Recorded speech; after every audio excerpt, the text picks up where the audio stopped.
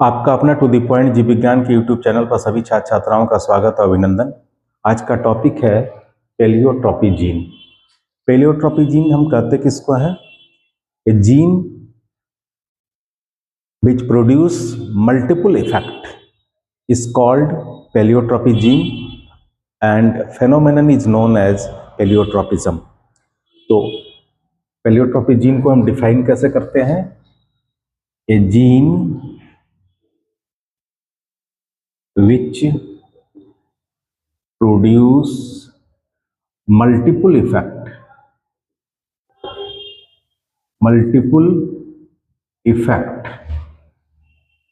is called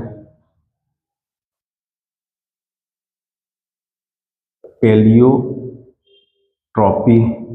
gene and phenomenon is known as pleiotropism.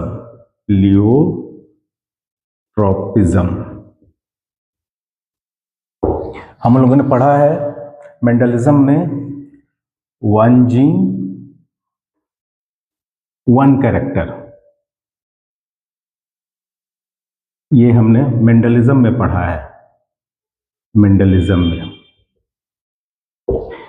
अब हम लोग पढ़ेंगे वन जीन मेनी कैरेक्टर।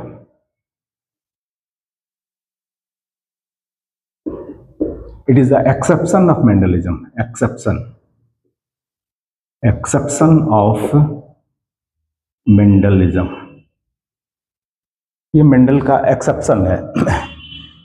एक जीन एक कैरेक्टर तो हम लोगों ने पढ़ा है, लेकिन अब देखना एक जीन एक से ज्यादा कैरेक्टर को इन्फ्लुएंस करता है, एक जीन एक से ज्यादा फिनोटाइप प्रोड्यूस करता है, तो और एक जीन एक ट्रेट को कंट्रोल करता है। तो वो था कौन सा? Mendelian inheritance. लेकिन अब यहां पर पढ़ रहे हैं एक जीन एक से ज्यादा फिनोटाइप प्रोड्यूस करेगा, एक जीन एक से ज्यादा ट्रेट को कंट्रोल करेगा और एक जीन एक से ज्यादा कैरेक्टर को कंट्रोल करेगा। तो इसको हम क्या कहेंगे? पेलियोट्रॉपी जीन। तो कुछ एग्जाम्पल से हम इसको समझते हैं। सबसे पहला एग्जाम्पल है फेनाइल कीटोन्यूरिया। फेनाइल कीटोन्यूरिया, देखिए ये जो फेनाइल कीटोन्यूरिया है यह एक इनबॉर्न मेटाबॉलिक डिसऑर्डर है। Inborn metabolic disorder.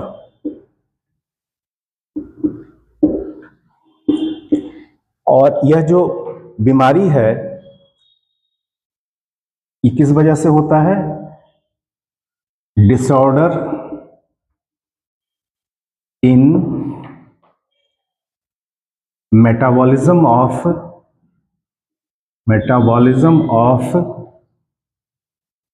N amino acid. वो कौन सा एमिनो एसिड है? Phenylalanine. इस एमिनो एसिड का डिसऑर्डर यह है कि इसकी मेटाबॉलिज्म नहीं हो पाती है। क्यों नहीं हो पाती है? Due to the absent of an enzyme known as lack of enzyme. एक एंजाइम जो कि एब्सेंट होता है जिसके वजह से इसकी मेटाबॉलिज्म नहीं हो पाती है, वह एंजाइम का नाम क्या है?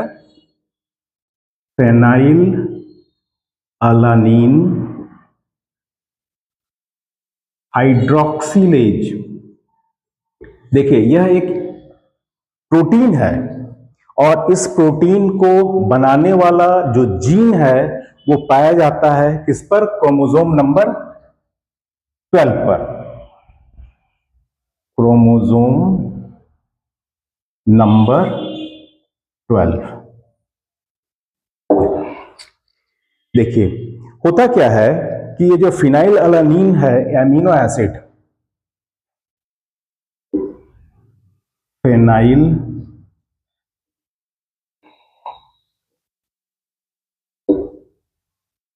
फेनाइल अलानीन एमिनो एसिड है ये। इस एमिनो एसिड का जब मेटाबॉलिज्म होगा तो एक प्रोडक्ट बनेगा जिसको कहते हैं टायरोसिन। ये जो टायरोसिन है it is the another type of amino acid, और इस टायरोसिन का जब फर्दर मेटाबॉलिज्म होगा तो नेक्स्ट एक कंपाउंड बनेगा जिसको कहते हैं मेलानिन। और इस मेलानिन, एक्चुअल में यह मेलानिन ब्लैक कलर का पिगमेंट है जो हमारे बॉडी के अंदर बनता है, और इसका बहुत ही इंपॉर्टेंट सिग्निफिकेंस है हमारे शरीर के अंदर। क्या है? एक तो ये स्किन कलर को डेवलप करेगा, दूसरा हेयर का कलर डेवलप करेगा, और तीसरा आई का कलर डेवलप करेगा। और आई के अंदर जो डार्क रूम होता है जिसमें जो प्रॉपर विजन के लिए जरूरी है, वहां पर जो पिगमेंटेशन होता है यही मेलानिन प्रोड्यूस करता है। लेकिन जब फिनाइल कीटोन्यूरिया का जो पेशेंट होगा उसमें ये पिगमेंट नहीं बनेगा, मेलानिन। क्यों नहीं बनेगा? क्योंकि उसके अंदर ये एंजाइम फिनाइल अलानीन हाइड्रोक्सिलेज नहीं बनता है। क्यों नहीं बनता है? क्योंकि क्रोमोसोम नंबर 12 पर जो जीन पाया जाता है जो इस प्रोटीन को बनाता है, वह जीन कैसा होता है? म्यूटेंट होता है। वह जीन कैसा होगा? म्यूटेंट होगा। और जब म्यूटेंट जीन होगा तो उसका जो प्रोडक्ट बनेगा वह क्या होगा? Unable to convert phenylalanine amino acid into tyrosine. और जब एमिनो एसिड से टायरोसिन नहीं बनेगा तो आगे का पाथवे नहीं होगा और मेलानिन पिगमेंट नहीं बनेगा। ये तो एक डिसऑर्डर हुआ कि ये फिनाइल अलानीन को टायरोसिन जो दूसरा एमिनो एसिड है उसमें कन्वर्ट नहीं हो पाएगा। लेकिन जब ये कन्वर्जन नहीं होगा तो उस हालत में यह हमारे बॉडी के अंदर इसका कॉन्सेंट्रेशन धीरे धीरे बढ़ने लगेगा। और जब कॉन्सेंट्रेशन इसका हाई होगा तो सबसे पहले ये ब्लड सर्कुलेशन में आएगा, फिर ब्लड सर्कुलेशन के बाद उसके थ्रू कहां चला जाएगा? हमारे ब्रेन में जाएगा, और ब्रेन में पहुंचने पर यह नर्वस टिश्यू को डैमेज करेगा। नतीजा क्या होगा? Mental retardation. तो पहला इफेक्ट तो हो गया आपका मेंटल रिटार्डेशन। जब मेंटल रिटार्डेशन हो गया मतलब उसका जो आईक्यू होगा नॉर्मल की तुलना में काफी कम होगा, तो यह एक डिसऑर्डर होगा। दूसरा डिसऑर्डर है reduction of here in body. सिर के ऊपर जो बाल है वो आपके कम हो जाएंगे। और जो तीसरा होगा रिडक्शन इन पिगमेंटेशन। तो देखिए, एक जीन के डिफेक्ट होने से 3 इफेक्ट प्रोड्यूस हो रहा है, यानी एक जीन जो है 3 इफेक्ट को प्रोड्यूस कर रहा है, कंट्रोल कर रहा है, या कह सकते हैं ये 3 तरीके का फिनोटाइप प्रोड्यूस कर रहा है। तो it is one of the example of pleiotropy gene, one gene multiple effect. So it is the example of pleiotropy gene. तो कौन कौन सा इफेक्ट प्रोड्यूस हो रहा है? Number 1 mental retardation. दूसरा इफेक्ट क्या प्रोड्यूस होगा? रिडक्शन इन हेयर, और जो तीसरा होगा रिडक्शन इन पिगमेंटेशन।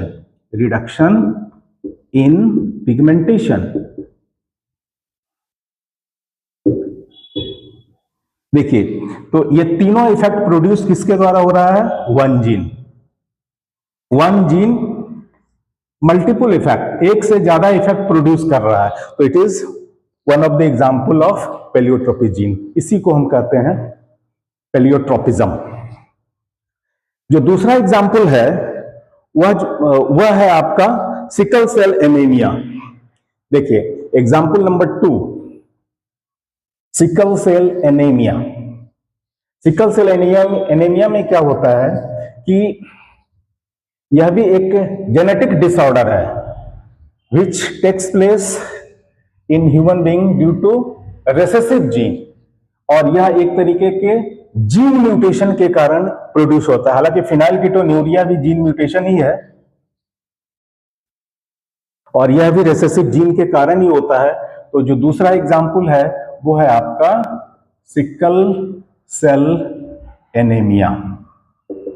देखिए, सिकल सेल एनीमिया, इसमें क्या होता है कि जो आपका हेमोग्लोबिन है रेस्पिरेटरी पिगमेंट, वह कैसा है? वह एक कॉन्जुगेटेड प्रोटीन है। उसमें 2 पार्ट है। एक पार्ट है मेटेलिक जिसको हेमे कहते हैं, और जो दूसरा पार्ट है प्रोटीनस जिसको हम कहते हैं ग्लोबुलिन। तो जो प्रोटीनस पार्ट है ग्लोबुलिन, ग्लोबुलिन इस यह दो पॉलीपेप्टाइड चेन से मिलकर के बना होता है। एक पॉलीपेप्टाइड चेन बीटा चेन होता है और एक होता है अल्फा चेन। देखिए ये जो बीटा चेन होता है, इस बीटा चेन में जो 6th एमिनो एसिड है, first, second, third, fourth, 5th and 6th, ये जो 6th एमिनो एसिड है that is the glutamic acid. Glutamic acid ये है नॉर्मल। लेकिन जब डिसऑर्डर होगा तब क्या होगा, ये जो 6th एमिनो एसिड है glutamic acid that is converted into, replaced by another amino acid that is called valine। तो ये कैसा है, एबनॉर्मल है, एबनॉर्मल। ऐसा होता कैसे है कि ग्लूटामिक एसिड को बनाने वाला जो जेनेटिक कोड है दैट इज कॉल्ड गाग और दैट इज कन्वर्टेड इनटू गुग। जब गुग, गाग कन्वर्टेड इनटू गुग, जब गुग हो गया तो ये इस एमिनो एसिड को कोड करेगा, कौन सा, वैलिन को। अब जब गाग था तो किसको, ग्लूटामिक एसिड। तो नॉर्मल कंडीशन में ये ग्लूटामिक एसिड को कोड करेगा और एबनॉर्मल जब ये जेनेटिक कोड में चेंज होगा तो तब क्या हो जाएगा कि जो 6th amino acid glutamic acid है that is replaced by abnormal valine. और जैसे ही यह एबनॉर्मल वैलिन आएगा बीटा चेन पर, नॉर्मल पॉलीपेप्टाइड, और ये कैसा है, नॉर्मल। ये नॉर्मल है और ये एबनॉर्मल है। तो जैसे ही ये वैलिन आ जाएगा वैसे ही क्या होगा कि हेमोग्लोबिन, जो नॉर्मल हेमोग्लोबिन था वो कैसा हो गया, एबनॉर्मल हेमोग्लोबिन। तो पहला कंडीशन यही हो गया, एबनॉर्मल हेमोग्लोबिन। जब हेमोग्लोबिन एबनॉर्मल हो जाएगा तब उस हालत में क्या होगा, ऑक्सीजन कैरिंग कैपेसिटी जो नॉर्मल हेमोग्लोबिन की होती है वो क्या हो जाएगी, घट जाएगी। तो दूसरा इंपैक्ट क्या होगा, O2 कैरिंग कैपेसिटी रिड्यूसेस। और तीसरा इंपैक्ट क्या होगा, शेप में चेंज आएगा। जो आरबीसी का जो शेप है उसमें चेंज आएगा। तो वह कैसा हो जाएगा, सिकल शेप्ड, सिकल शेप्ड। और क्या होगा, अब जब ये सिकल शेप्ड में कन्वर्ट हो गया, अगर पार्शियल प्रेशर ऑफ ऑक्सीजन एक लेवल से और नीचे अगर चला जाए तो उस हालत में क्या होगा, जो एबनॉर्मल हेमोग्लोबिन है उसमें क्रिस्टलाइजेशन हो जाएगा। और वह जो क्रिस्टलाइजेशन है, वह जो क्रिस्टल है वो कहां डिपॉजिट हो जाएगा, ब्लड वेसल्स में डिपॉजिट होगा। जब ब्लड वेसल्स में डिपॉजिट होगा तो नतीजा क्या होगा, जो वाइटल ऑर्गन को ब्लड सप्लाई हो रहा है वहां ब्लड जो है कम पहुंचने लगेगा। नतीजा क्या होगा, अगर हार्ट में ब्लड कम पहुंचेगा तो हार्ट अटैक हो जाएगा, लीवर में अगर पहुंचेगा तो लीवर प्रॉब्लम प्रोड्यूस करेगा। और इसके अलावा अगर आई में ब्लड का प्रॉब्लम कम पहुंचेगा तो धीरे धीरे वो क्या हो जाएगा, ब्लाइंडनेस की तरफ मूव करेगा। तो इस तरीके से ये क्या होगा, at low partial pressure of oxygen abnormal hemoglobin get crystallized and deposited into blood vessels। और जब ब्लड वेसल्स में डिपॉजिट कर जाएगा तो ये क्या इंपैक्ट प्रोड्यूस करेगा, देखिए लीवर फंक्शन फेल हो जाएगा, लीवर फेल। दूसरा क्या होगा, हार्ट अटैक। तीसरा क्या होगा, ब्लाइंडनेस।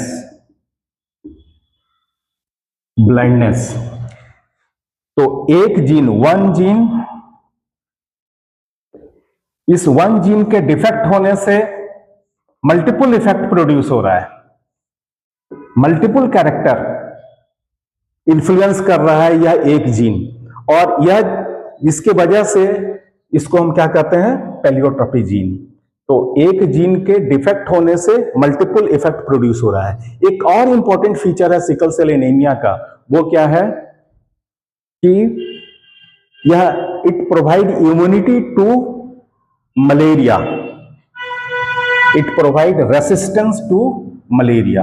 जो one more effect is it provide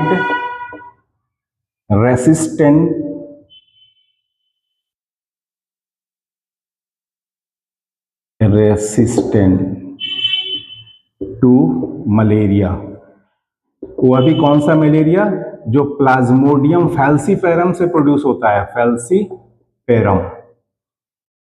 तो ये सर्वाइवल बेनिफिट है, जिसमें यह सिकल सेल एनीमिया होगा उसमें यह पैरासाइट अपना लाइफ साइकिल को कंप्लीट नहीं कर पाएगा। नतीजा क्या होगा, ये मलेरिया जो है उस पर्सन में प्रोड्यूस नहीं होगा। देखिए, तो अब ये जो सिकल सेल एनीमिया है, ये क्रोमोसोम नंबर 11 पर जो जीन पाया जाता है उसके म्यूटेशन से प्रोड्यूस होता है। म्यूटेशन, अगर नॉर्मल जीन है तब तो अल्फा चेन बीटा चेन में जो 6th अमीनो एसिड है वो ग्लूटामिक एसिड रहेगा। लेकिन जब एबनॉर्मल होगा, जैसे ही यह म्यूटेशन होगा, उस हालत में क्या होगा कि ग्लूटामिक एसिड को वैलिन रिप्लेस कर देगा और उसका शेप चेंज हो जाएगा। तो इस तरीके से हम देख रहे हैं कि एक जीन जो है बहुत सारा कैरेक्टर को इन्फ्लुएंस कर रहा है और यह हार्मफुल इफेक्ट जो है ह्यूमन बीइंग के अंदर प्रोड्यूस कर रहा है। तो यह भी एक एग्जाम्पल है पेलियोट्रोपी जीन का। अब आइए एक तीसरा एग्जाम्पल देखते हैं। तीसरा एग्जाम्पल ड्रोसोफिला के केस में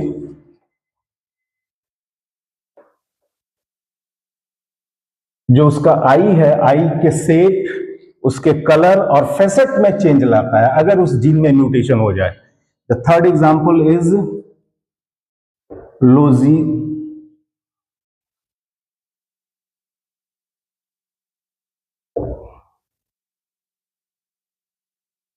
लोजेंज जीन। ये जो लोजेंज जीन है, अगर इसमें म्यूटेशन हो जाए, अगर ये म्यूटेशन हो जाता है तो देखिए ये जो प्रोटीन इफेक्ट प्रोड्यूस करेगा, एक तो साइज ऑफ द आई में चेंज लाएगा, दूसरा फेसेट और तीसरा पिगमेंटेशन। तो यहां पर भी एक जीन के डिफेक्ट होने से यहां भी मल्टीपल इफेक्ट प्रोड्यूस हो रहा है। It is also the example of pleiotropy gene. एक और एग्जाम्पल है नंबर 4, एल्बिनो माइस। और ये जो एल्बिनो होता है ये व्हाइट कलर का है, इसमें डबल रेसेसिव जीन होता है, इसमें पिगमेंटेशन नहीं होता है। तो यह जो जीन है यह दो इफेक्ट प्रोड्यूस करता है, एक तो यह कोट कलर और दूसरा it also influence the behaviour of the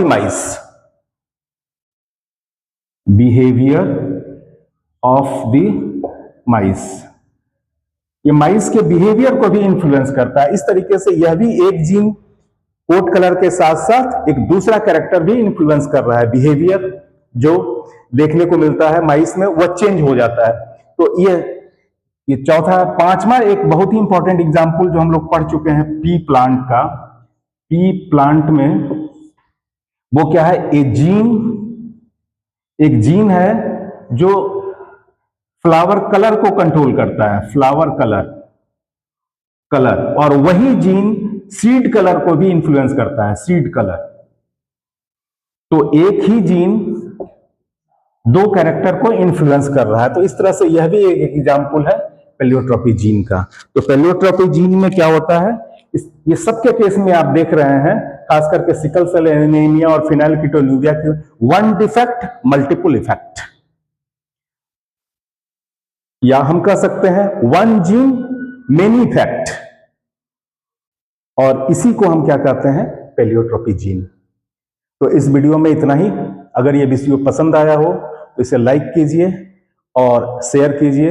अगर आपने मेरे चैनल को सब्सक्राइब नहीं किया है तो इसे सब्सक्राइब कीजिए और नेक्स्ट वीडियो का इंतजार कीजिए, जिसमें मैं पढ़ाऊंगा आपको पॉलीजेनिक इफेक्ट। पॉलीजेनिक इफेक्ट का मतलब मेनी जीन सिंगल कैरेक्टर, बहुत सारा जीन मिलकर के एक कैरेक्टर को इन्फ्लुएंस करेगा। तो अगले वीडियो का इंतजार कीजिए। Thank you very much.